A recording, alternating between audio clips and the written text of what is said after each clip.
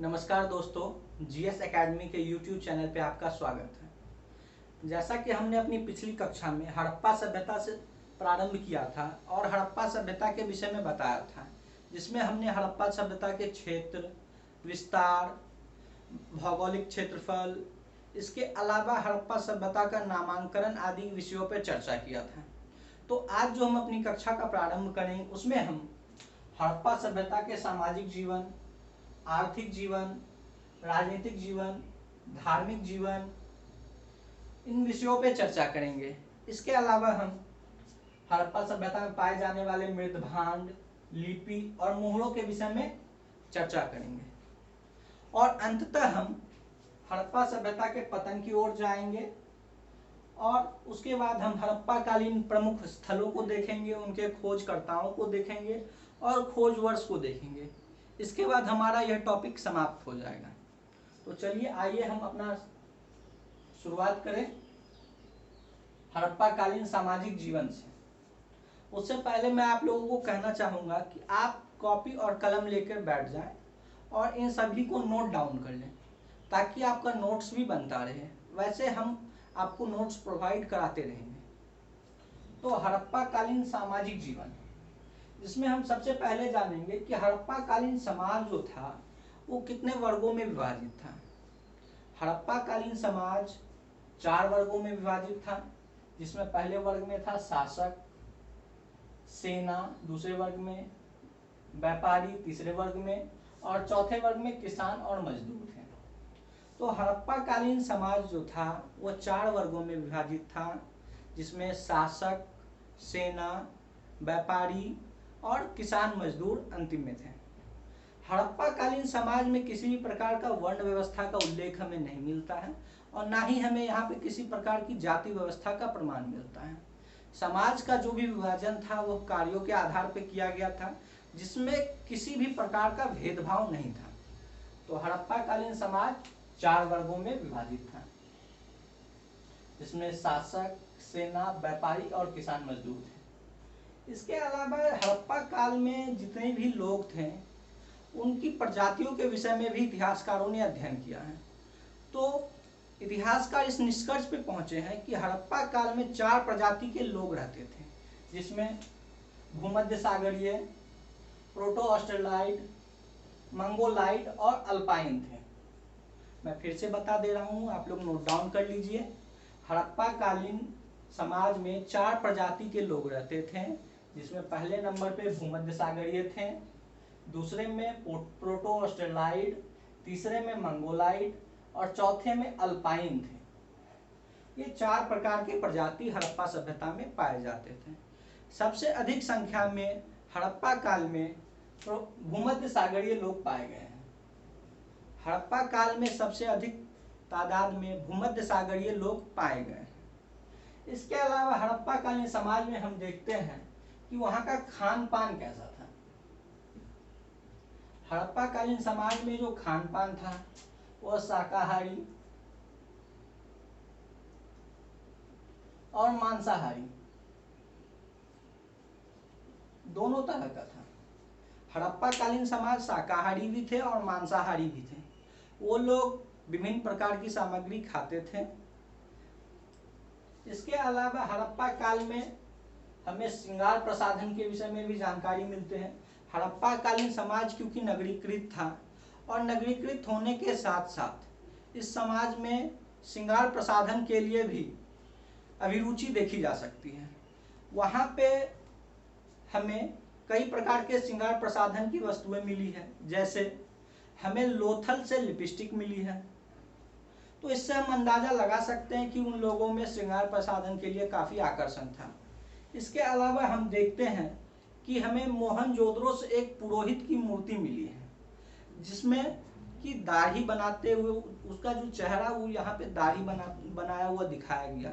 इससे हम अनुमान लगा सकते हैं कि वो लोग श्रृंगार प्रसाधन में काफ़ी रुचि लेते थे। इसके अलावा हम उनके मनोरंजन के विषय में जानते हैं। तो हड़प्पा कालीन समाज में जो मनोरंजन के लिए सबसे प्रमुख स्रोत था वो था नृत्य। हड़प्पा वासी को नृत्य बहुत पसंद था, वो नृत्य से काफ़ी आनंद लेते थे। हड़प्पा काल में बहुतायत मात्रा में नर्तकी की मूर्ति का पाया जाना यह इस बात का द्योतक है। इसके अलावा वो लोग पासा खेलते थे और शिकार खेलते थे। तो हड़प्पा कालीन समाज में मनोरंजन के लिए नृत्य, पासा और शिकार प्रमुख रूप से प्रयोग में लाया जाता था। इसके अलावा वहाँ पे जो समाधान की पद्धति थी, हड़प्पा कालीन समाज में जो समाधान की पद्धति थी वो 3 प्रकार की थी: पूर्ण समाधान, आंशिक समाधान और कलश समाधान। तो हड़प्पा काल में जो समाधान की प्रणाली थी, इस एक तो था पूर्ण समाधान, दूसरा था आंशिक समाधान और तीसरा था दाह संस्कार। तो पूर्ण समाधान के अंतर्गत जो था, लाशों को जमीन के अंदर दफना दिया जाता था। पूर्ण समाधान के अंतर्गत लाशों को जमीन में दफना दिया जाता था। आंशिक समाधान के अंतर्गत सबसे पहले लाशों को ऐसे छोड़ दिया जाता था, जब उसको पशु पक्षी आदि खा लेते थे तो उसके कंकाल को कलश में भर के रख दिया जाता था। इसके अलावा जो है दाह संस्कार, इसके अंतर्गत जो लाशें थी उनको अग्नि द्वारा जला दिया जाता था। तो हड़प्पा काल में हमें दाह संस्कार के लिए या समाधान के लिए 3 प्रकार की विधियों का प्रयोग करते हुए नजर आते हैं लोग वहाँ के। पहला पूर्ण समाधान, दूसरा आंशिक समाधान और तीसरा दाह संस्कार। इसके अलावा एक बहुत बड़ा प्रश्न उठता है और ये बहुत ही इम्पोर्टेंट सवाल किसी भी प्रकार के पीसीएस या फिर एसएससी वगैरह के एग्जाम में आता है कि हड़प्पा कालीन समाज जो था उसमें प्रधानता किसकी थी, महिला की थी या पुरुष की थी। तो कई इतिहासकारों ने हड़प्पा सभ्यता में बहुतायत मात्रा में महिलाओं की मूर्ति को देख के अंदाजा लगाया है कि हड़प्पा कालीन समाज जो था वह मात्र सत्तात्मक था। हड़प्पा कालीन समाज मात्र सत्तात्मक था। लेकिन प्रोफेसर उपेंद्र सिंह ने अपनी पुस्तक में लिखा है कि बहुतायत मात्रा में मूर्तियों का पाया जाना, बहुतायत मात्रा में नारी मूर्तियों का पाया जाना इस बात का प्रमाण नहीं हो सकता है कि वहाँ का समाज जो था वह मात्र सत्तात्मक था। तो उपेंद्र सिंह जी ने इस बात पर प्रश्न खड़ा किया है। हालांकि इतिहासकारों का बहुत बड़ा ग्रुप यह मानता है कि हड़प्पा कालीन समाज जो था वह मात्र सत्तात्मक था। तो इसके लिए हम इस समाज को मात्र सत्तात्मक ही मानेंगे अभी फिलहाल, क्योंकि इस पर अभी विमर्श चल रहा है। लेकिन फिलहाल मात्र सत्तात्मक समाज होना वहाँ के विषय में अभी तक का जानकारी है। तो हमने हड़प्पा कालीन समाज में जाना कि वहाँ पे जो प्रजातियाँ थी वह 4 प्रकार की थी: भूमध्य सागरीय, प्रोटो ऑस्ट्रेलाइड, मंगोलाइड, अल्पाइन। मैं फिर से आप लोगों को बता रहा हूँ, आप लोग नोट डाउन करते चलिए। हड़प्पा कालीन समाज में जो प्रजातियाँ थी भूमध्य सागरीय, प्रोटो ऑस्ट्रेलाइड, मंगोलाइड, अल्पाइन, जिसमें सबसे ज्यादा संख्या भूमध्य सागरीय की थी।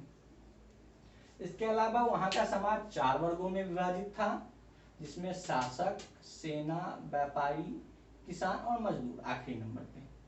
यहाँ पे किसी भी प्रकार का वर्ण और जाति व्यवस्था का प्रमाण हमें नहीं मिलता है।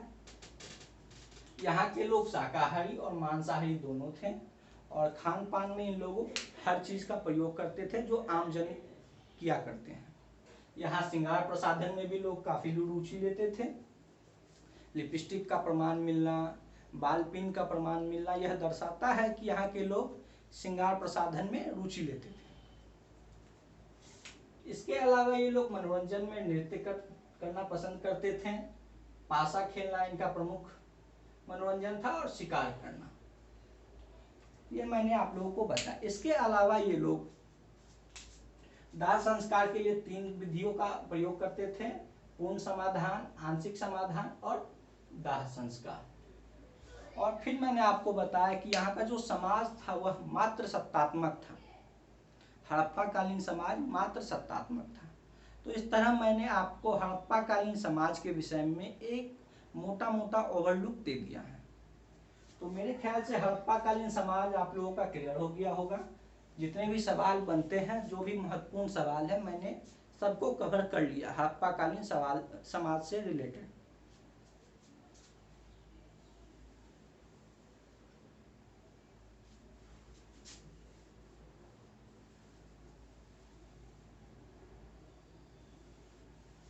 अब हम चलते हैं हड़प्पा कालीन आर्थिक जीवन पे। तो हड़प्पा काल में आर्थिक जीवन थी, वहाँ की जो आर्थिक पद्धति थी वो किस प्रकार की थी। तो हड़प्पा काल में हम देखते हैं कि वहाँ पे जो कृषि और पशुपालन था वह उन्नत अवस्था में था। हालांकि वहाँ पे कृषि की ही प्रमुखता थी, पशुपालन गौण रूप में होता था। तो आप यह कह सकते हैं कि हड़प्पा वासी कृषि कार्य ज़्यादा करते थे। ठीक है, तो हड़प्पा में जो हमें कृषि के प्रमाण मिले हैं, तो हम देखते हैं कि जुते हुए खेत का साक्ष्य हमें कालीबंगा से मिलता है। जुते हुए खेत का साक्ष्य हमें राजस्थान के कालीबंगा से मिलता है। इसके अलावा हल का प्रमाण हमें बनावली से मिलता है, बनवाली या बनावली, यहाँ से हमें हल के प्रमाण मिलते हैं। इसके अलावा धान और बाजरा ये हमें लोथल और रंगपुर से मिलते हैं। धान और बाजरा का प्रमाण हमें लोथल और रंगपुर से मिलते हैं। इसके अलावा गेहूं, जौ ये हमें हड़प्पा से मिलते हैं। तो आप देखते हैं जो हमें जो साक्ष्य मिले हैं जो हड़प्पा काल में, क्योंकि हड़प्पा काल की लिपि अभी तक पढ़ी नहीं जा चुकी है और ये आदि ऐतिहासिक युग की एक काल है, तो इसलिए आप यहाँ के विषय में जो भी जानकारी प्राप्त करेंगे पुरातात्विक स्रोतों के आधार पे ही प्राप्त करेंगे। तो इसलिए हम देखते हैं कि हड़प्पा काल में जो भी पुरातात्विक वस्तुएं मिली हैं इनसे हम यहाँ के विषय में अंदाजा लगा सकते हैं। तो मैंने आपको बताया कि कृषि और पशुपालन में हमें यहाँ पे जुते हुए खेत के साक्ष्य जो हैं वो कालीबंगा से मिले हैं, हल के साक्ष्य हमें बनवाली से मिले हैं, धान और बाजरा का प्रमाण हमें लोथल जो कि गुजरात में है और रंगपुर से मिले हैं, गेहूं और जौ हमें हड़प्पा से मिले हैं। इसके अलावा ये लोग पशुपालन भी करते थे, कई सारी पशु पक्षियों को इन्होंने अपना पालतू बनाया। इसके अलावा हम चले जाते हैं शिल्प उद्योग की ओर, जिसमें हम देखते हैं ये लोग कई प्रकार के उद्योगों का विकास किए थे, जिसमें प्रमुखतः चूड़ी उद्योग, सूती कपड़ा उद्योग, मृदभांड उद्योग एवं श्रृंगार से रिलेटेड सामग्री का उद्योग था इनके पास। तो हम क्या देखते हैं कि इनके पास शिल्प उद्योग के अंतर्गत चूड़ी उद्योग, कपड़ा उद्योग, सूती कपड़ा उद्योग और मृदभांड उद्योग प्रमुखतः थे। हमें जो चूड़ी उद्योग के साक्ष्य मिले हैं वह कालीबंगा से मिले हैं। चूड़ी उद्योग के साक्ष्य में कालीबंगा से मिले हैं। इसके अलावा सूती कपड़ा का जो साक्ष्य हमें मिला है यह हमें मोहनजोदड़ो से मिला है। सूती कपड़ा का साक्ष्य हमें मोहनजोदड़ो से मिला है। मृदभांड उद्योग वहाँ काफी विकसित अवस्था में था। इसके विषय में हमें लोथल वगैरह से भी इसकी जानकारी मिल जाती है। उन क्षेत्रों में यह बहुत विकसित अवस्था में था। श्रृंगार के लिए हम देखते हैं कि लिपस्टिक का साक्ष्य हमें चहुंदरो से मिला है। तो इस तरह हमारा शिल्प उद्योग कंप्लीट हुआ। अब हम जाते हैं व्यापार और वाणिज्य की ओर। तो ये लोग व्यापार और जो करते थे वहाँ आंतरिक और बाह्य दोनों किस्म का व्यापार होता था। आंतरिक व्यापार के अंतर्गत ये पूरे भारत के अंदर जिस क्षेत्र में ये बसे हुए थे उस क्षेत्र में व्यापार करते थे, और बाह्य व्यापार इनका मेसोपोटामिया, इराक के क्षेत्रों में होता था। और व्यापार के लिए जो सबसे ज्यादा ये लोग प्रयोग में लाते थे वह समुद्री मार्ग को प्रयोग में लाते थे। तो ये लोग आंतरिक और बाह्य दोनों किस्म का व्यापार करते थे और इसके लिए वो समुद्री मार्ग का प्रयोग करते थे, इसलिए बंदरगाह काफी इंपॉर्टेंट हो जाता है। हड़प्पा काल में हमें कई बंदरगाह मिले हैं जिन्हें आप नोट कर लीजिए, काफी इंपॉर्टेंट है। हड़प्पा काल में जो प्रमुख बंदरगाह थे उनमें लोथल, सुरकोतदा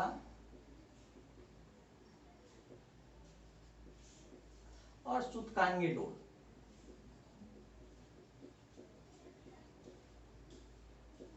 ये प्रमुख बंदरगाह थे। हड़प्पा काल में प्रमुख बंदरगाह लोथल, सुतकोतदा और सुतकांगेडोर थे। इसके अलावा ये लोग जो आंतरिक और बाह्य व्यापार करते थे तो इसमें आयात और निर्यात करते थे, जिसमें आयात की जाने वाली जो वस्तुएं थी इसमें चांदी, सोना और तांबा प्रमुखता था। तांबा ये लोग राजस्थान के खेतरी से मंगाते थे। सोना चांदी ये लोग ईरान और अफगानिस्तान आदि क्षेत्रों से मंगाते थे। तो ये लोग जो व्यापार करते थे तो उनमें जो आयात करते थे चांदी, सोना, तांबा, इसके अलावा शिलाजीत वगैरह भी थे जो कि लाजवत थी, जो कि हिमालय के क्षेत्रों वगैरह से या मेसोपोटामिया से लाजवत आता था। इन क्षेत्रों को से सामान को मंगाते थे। और जो निर्यात करते थे उसमें ये लोग सीप, सूती कपड़ा,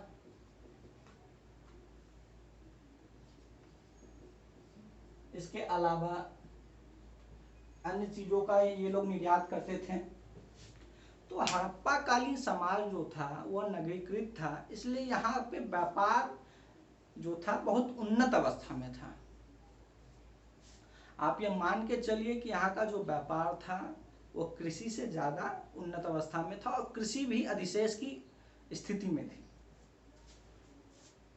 तो मैंने आपको हड़प्पा कालीन आर्थिक जीवन के विषय में बताया, जिसमें मैंने आपको बताया कि यहाँ कृषि और पशुपालन किस प्रकार होता था, कृषि में कहाँ कहाँ से किस किस चीज़ों के साक्ष्य मिले हैं, जैसे जुते हुए खेत कालीबंगा से, हल के साक्ष्य बनावली से, धान बाजरा लोथल और रंगपुर से, और गेहूं और जौ हड़प्पा से। इसके अलावा मैंने आपको कुछ उद्योगों के विषय में बताया।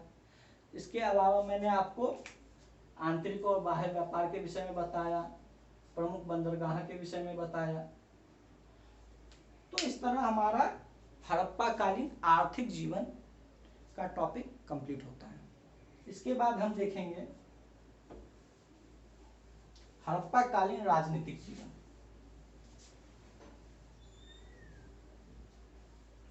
तो हड़प्पा कालीन जो राजनीतिक जीवन है इसके विषय में हमें ज़्यादा जानकारी नहीं मिलती, क्योंकि पुरातात्विक स्रोत जो है उस पर हमें निर्भर होना पड़ता है। इस कारण हम इसके विषय में ज़्यादा नहीं जान पाते हैं। तो इसके विषय में हमें जानकारी का अभाव है, ज़्यादा जानकारी हमारे पास नहीं है। लेकिन कुछ इतिहासकारों ने अपने अध्ययन के मुताबिक निष्कर्ष दिया है और बताया है कि यहाँ हो सकता है जनतांत्रिक शासन होता हो। किसी ने कहा है यहाँ श्रमिक आधारित व्यवस्था हो, और कई इतिहासकारों का मानना है कि यहाँ पे वणिक वर्ग यानी जो व्यापारी वर्ग थी उनकी प्रधानता थी और उन्हीं के नेतृत्व में यहाँ का शासन चलता होगा। अब तक सबसे ज़्यादा मान्य मत यही है, लेकिन अभी यह विवाद का विषय है कि हड़प्पा कालीन राजनीतिक जीवन जो है वह किस पद्धति पे आधारित था। हंटर महोदय ने हड़प्पा सभ्यता के लिए जो बताया है वह जनतांत्रिक पद्धति बताया है। इसके अलावा पिंगट ने कहा है कि हड़प्पा का जो शासन था वह दो राजधानियों से होता था, एक तो मोहनजोदड़ो और दूसरा हड़प्पा। तो पिंगट महोदय ने कहा है कि हड़प्पा एक साम्राज्य की दो जुड़वा राजधानी थी, जिसमें एक मोहनजोदड़ो दूसरा हड़प्पा। तो ये पिंगट महोदय का कथन है जुड़वा राजधानी से रिलेटेड। तो आप राजनीतिक व्यवस्था के विषय में ज़्यादा जानकारी नहीं ले पाते हैं, क्योंकि हमें पुरातात्विक स्रोतों पर आधारित होना पड़ता है। किसी भी प्रकार का साहित्यिक स्रोत हमारे पास नहीं है, और जो स्रोतें हैं भी उसे हम अभी तक पढ़ नहीं पाए हैं।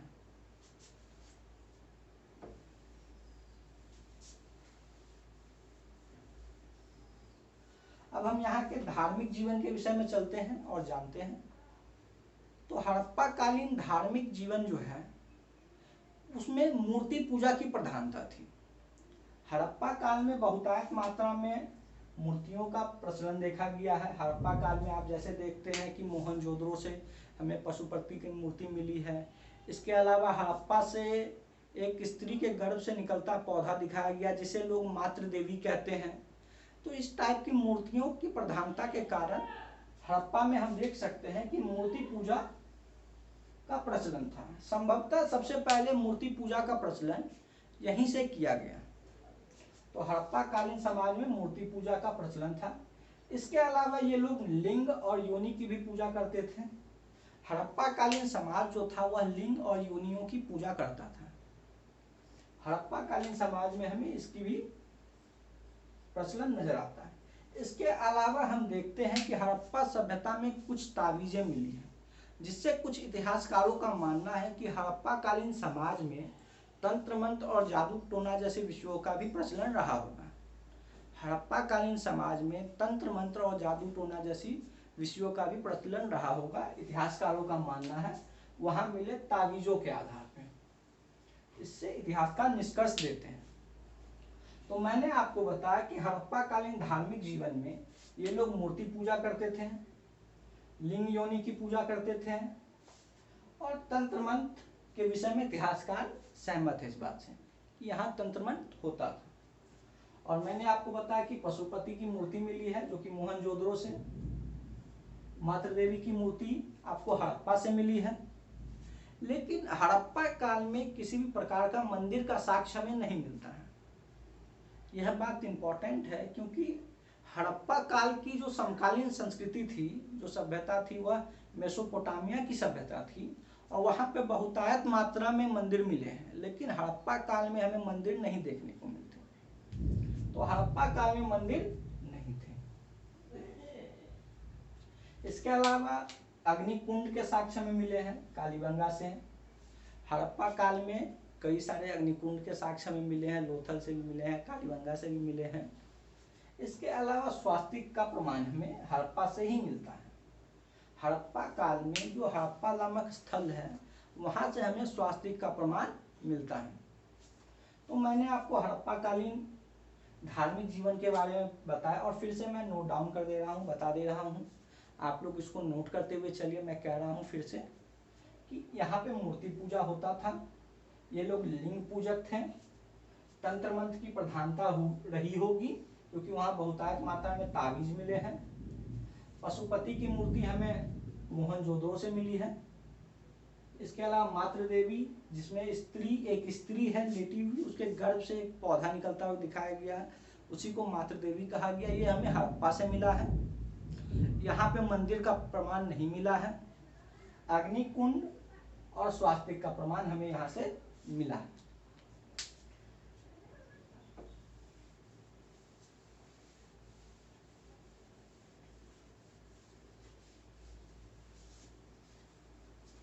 अब हम हड़प्पाकालीन मृदभांड के विषय में जानेंगे। तो हड़प्पाकालीन मृदभांड के विषय में ज्यादा जानने के लिए कुछ है नहीं यहाँ पे, क्योंकि मृदभांड उद्योग विकसित अवस्था में था, ये तो ठीक है। इसके अलावा यहाँ पे लाल और काले रंग का मृदभांड बनाया जाता था। तो हड़प्पाकालीन समाज में जो था वहाँ पे लाल काले रंग की मृदभांड का निर्माण होता था। मृदभांड उद्योग भी वहाँ पे विकसित अवस्था में था। कई प्रकार की डिजाइनदार मृदभांड का निर्माण होता था और उसमें जो रंग का प्रयोग होता था लाल और काला मृदभांड का।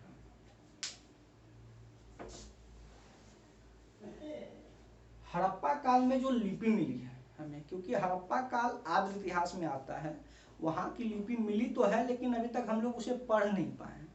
तो यहाँ की जो लिपि, इसे भाव चित्रात्मक लिपि कहा जाता है। हड़प्पा कालीन लिपि जो है वह भाव चित्रात्मक लिपि है।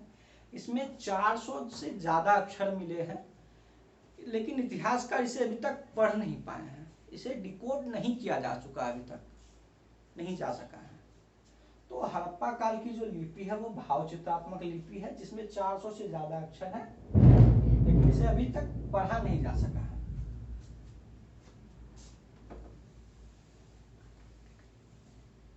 इसके अलावा हड़प्पा काल में जो मोहरे थे उसे सैलखड़ी कहते हैं।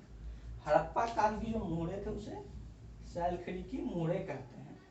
और यहाँ पे आयताकार और वर्गाकार दोनों प्रकार की मोहरे के प्रमाण मिले हैं, लेकिन सर्वाधिक मात्रा में वर्गाकार मोहरे थे। तो हड़प्पा कालीन समाज में जो था, वहाँ हड़प्पा सभ्यता में जो था, मोहरे जो मिली है वो सैलखड़ी की थी और इसमें वर्गाकार मोहरे की प्रधानता थी। अब हमारे पास कुछ विषय रह जाता है हड़प्पा काल का पतन, तो इसे भी हम जान लेते हैं। हड़प्पा काल के पतन के विषय में अलग अलग इतिहासकारों ने अलग अलग मत व्यक्त किए हैं। तो हम पतन की ओर चलते हैं, जिसमें सबसे सर्वाधिक और मान्य मत है कि बाढ़ के कारण इस सभ्यता का पतन हो गया। तो हड़प्पाकालीन समाज का जो पतन है वो बाढ़ के कारण हो गया। इसके विषय में हमें मार्शल, मैके और एसआर राव ने बताया। तो बाढ़ से हड़प्पा सभ्यता का पतन हो गया, इसके विषय में हमें मार्शल, मैके और एसआर राव ने बताया है। इसके अलावा भूकंप को भी हड़प्पा सभ्यता का पतन का एक कारण माना जाता है, इतिहासकार इसे मानते हैं। इतिहासकार राइक्स ने कहा है कि हड़प्पा सभ्यता का जो पतन है वो भूकंप के कारण हो गया। तो राइक्स महोदय ने कहा है कि हड़प्पा सभ्यता का जो पतन है वह भूकंप के कारण हो गया।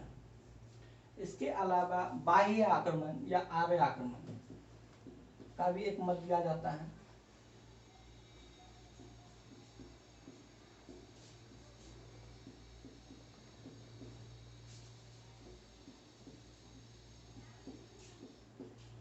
इस मत को सर्वाधिक मान्य रूप से व्हीलर महोदय रखते हैं। व्हीलर महोदय का कहना है कि बाह्य आक्रमण, इसमें कि प्रमुखता आर्यों के आक्रमण से हड़प्पा सभ्यता का पतन हो गया।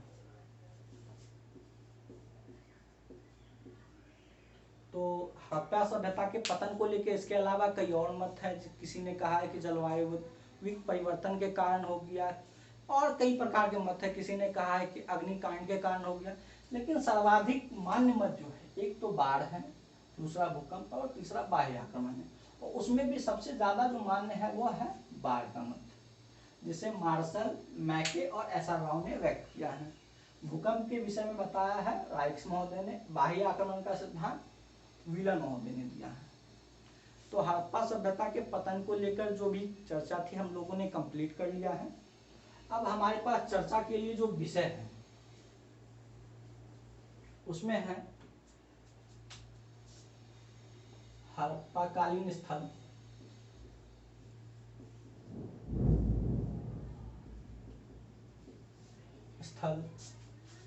इसके खोजकर्ता,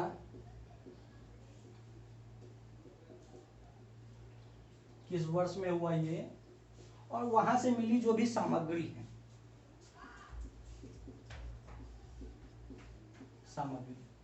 और इसके अलावा कुछ अन्य तथ्य भी हैं जिन्हें हम कल की कक्षा में जानेंगे। तो आज के लिए बस इतना ही। तब तक के लिए आप इसको पढ़िए, रिवाइज कीजिए, और अंततः मैं कहना चाहूँगा कि आप हमारे चैनल को लाइक, शेयर और सब्सक्राइब कर दीजिए।